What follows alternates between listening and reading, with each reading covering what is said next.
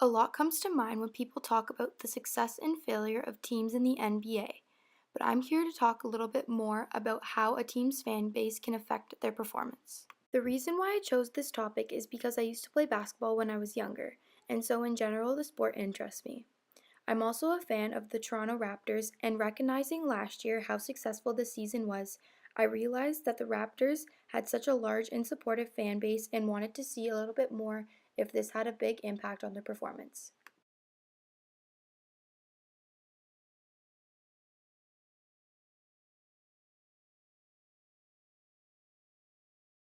Since there is a high following for basketball and specifically the NBA, I believe there will be a greater and stronger correlation between the size of a fan base to the number of wins a team has.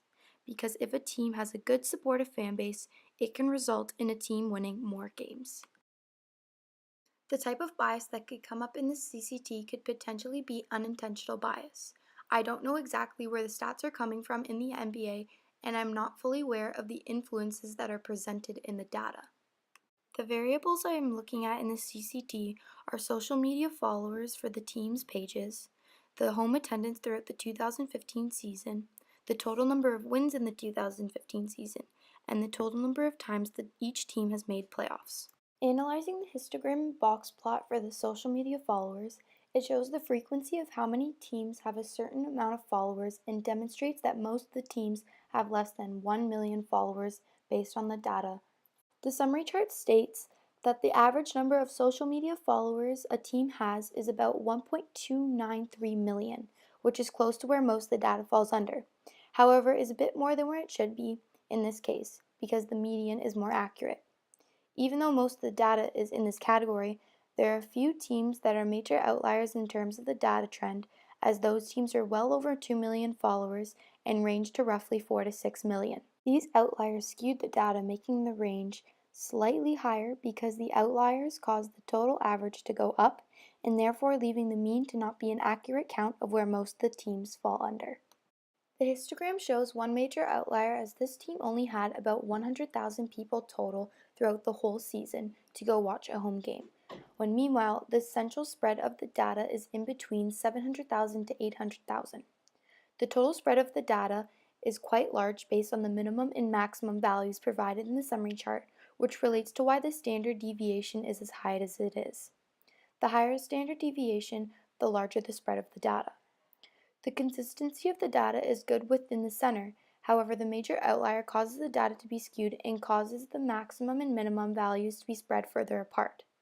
The IQR is 100,886 people in attendance, which is known to be the center of the data.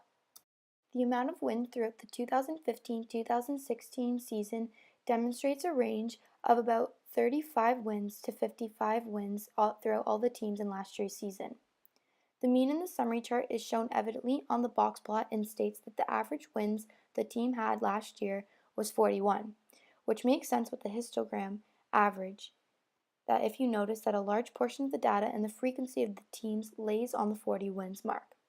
The spread of the data is quite small as the box plot is not spread apart, meaning that the IQR, or the center of the data, when calculated would be a smaller number. This represents that the center of the data is close together in terms of how many data points is spread apart and shows that the mean is almost in the center of the box plot. There are two major outliers that have somewhat of an effect on the data. However, since the mean is quite accurate, they do not have a large effect on the average. It is quite evident that in the histogram, most of the teams throughout the NBA history have made playoffs in between roughly 5 to 45 times, and therefore the spread is quite large. There are two outlier teams being at about 55 to 60 playoffs ever. In the summary chart, it shows the mean or average to be making 27 playoffs, which makes sense with the data as most of the teams fall around making 30 playoffs in their history. Even though there are two outliers, they're not completely irrelevant or away from the general trend of the data. However, they're a little bit higher than the rest of the teams.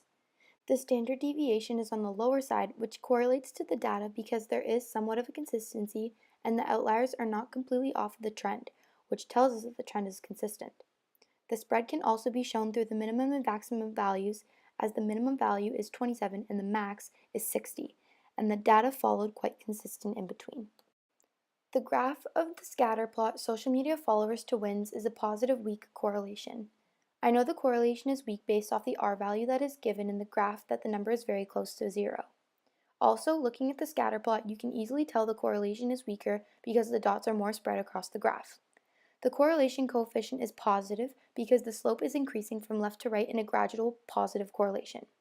The slope is not steep at all, so this means that even though the correlation is positive and supports the thesis, the fan base will insist in winning, it does not go up or spike at all, representing the effect that the social media followers has on the team is slim. Correlation between the home attendance to the number of wins in a season has a positive moderate correlation. The correlation is moderate because the R value on the graph is 0.53, and looking at the points, they are fairly plotted in a linear trend in which they generally follow. However, there are a few major outliers that would skew this data and can be discussed at the end, and therefore is the reason why the correlation is not strong. The correlation coefficient supports my thesis as the slope of the graph is positive and moving in an upward direction from left to right, representing that there is a high home attendance of the team, their wins will go up. This means that the home attendance will have a moderate impact on the amount of wins a team has, but not in a major way since the relation is moderate.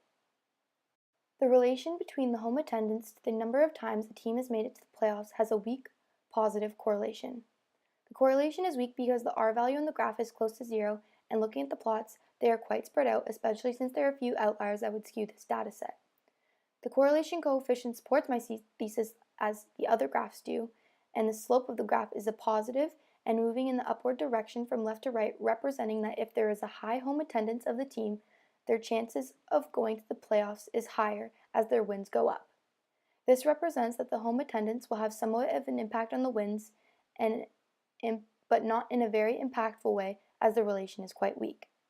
The slope is not very steep at all, so this could mean that it has a very small increase. The relation between social media followers to the amount of times a team is made to the playoffs has a positive moderate correlation. The correlation is positive because the R value is in the center of the spectrum, and looking on the graph, the plots are not close enough together to be strong, however they aren't too far apart to make it a weak correlation between the two variables. The correlation coefficient supports my thesis as the more social media followers a team has, aka fans that care for the team and support them, the team would result in getting more times to the playoffs. The slope of this graph is steeper than the other graphs, and the steepness of this graph indicates that the greater the amount of Twitter followers a team has, the more times a team has made it to the playoffs, and also relates to the amount of wins the team has been able to pull off. In conclusion, my thesis was not fully proven based on the data provided. What I've noticed from the relations is that the Fathom graphs in the data shows either a weak or moderate correlation. What this tells me is that two variables have a relation and effect on each other. However, there are many outside factors that can lead to a team's success, and the fan base is just one small factor of the team's success. My predictions were that there would be a strong correlation between all of the variables. This is because, in my opinion, when a team feels and has a good support system, they will be successful because they would feel a sense of confidence to play. However, the correlations stated before were either weak or moderate. I believe that the experiment did not work because the data I used from websites gave numbers and stats where there was no explanation to where they got it. The extraneous variables are the causes and the effects of the data and why the correlations were weaker, such as some towns and cities of certain teams have different populations, which can be an outside effect on the team's home attendance and the amount of people that can actually attend games. There's also random people following teams on social media that don't necessarily support the team but are counting that number. Some teams have bigger recognition because of who might represent them. For example, Kobe Bryant represents the Lakers, however the Lakers aren't the best team in the NBA. Some teams are from larger cities and become more popular because of that. Some teams have larger budgets that can result in well-paid player salaries and more resources for the team, which would definitely assist in the team's success. Some teams just have better coaches than others that can be really important when it comes to games and how coaches can develop their players. And sometimes the extraneous variable can be the fact that some teams just have some of the best players, and you can relate to last year's NBA final where you had Cleveland and the Golden State, which have each team has one of the best players in the whole entire league, Golden State has Stephen Curry, the highest point scorer, and LeBron James, one of the most athletic players in all of the NBA. And in conclusion, all these variables had a large factoring in why the correlations weren't as strong as they were, as a team's fan base does have an effect on their performance. However, it's not the only factoring in this situation.